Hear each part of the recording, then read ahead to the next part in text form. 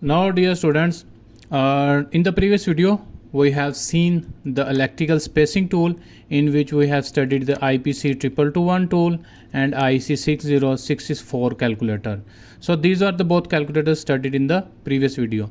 Now we are going to study the Via Size Calculator. In the previous video, we have seen different types of vias and the parts of the via and their usage in the PCB design. We have studied both the categories based on their placement, category based on their placement, and the category of via based on their function. So this tool will help us to actually check the via different characteristics, like what should be the via we will design, what should be the resistance of the via, what amount of voltage drop it will cause, then what is the power loss of the via, thermal resistance, estimated ampacity, capacitance, rise time degradation, inductance and reactance. All these are parameters are linked with the vias. Now on the left side, where we enter different parameters like the finished hole diameter. Finished hole diameter is actually the barrel diameter. We have studied different parts of the via in the previous video, we have studied there are parts like the barrel, the pad and the anti-pad. These are the three parts of a via. So the finished hole diameter is actually the diameter of this hole, the opening or space, empty space inside the via. Next is the plating thickness. That is actually the thickness of the material, the conductive material that passes from one end of the via to another end of the via.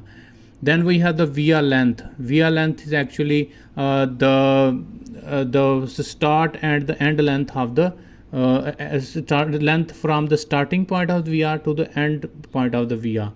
So we have the via pad diameter, and then we have the clearance hole diameter, then we have the impedance and the applied current that will pass through this via, and the plating resistance, the resistance of this internal plating, and the substrate relative permittivity, the material in which the via is stitched, the relative permittivity of that material is required, then the temperature rise, then the pulse rise time is required. So all these parameters will affect these parameters.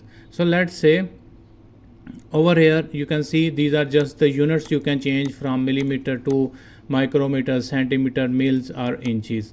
And over here it's the impedance of the via. Let's say if you say that the via impedance required is let's say 100, you can say that rise time degradation is affected. If I again go to 50, you can say the only with the change of impedance the rise time degradation is affected. Let's change this to 50. And let's say if you want to pass more current through the via, let's say I want to pass 2 ampere through the current through via, then you can say that see that the voltage drop has changed, the power loss has changed.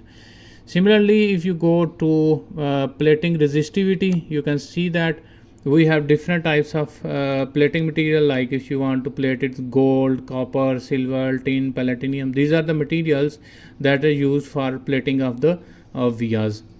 Then we have the tab to select the relative the substrate material, like the PCBs of FR4, aluminium, and these are the materials of the PCBs, the substrate material. So let's just cancel this.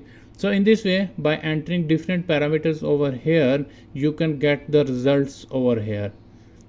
So this will help you in designing the high speed and the PCB design for high speed application as well as for higher currents.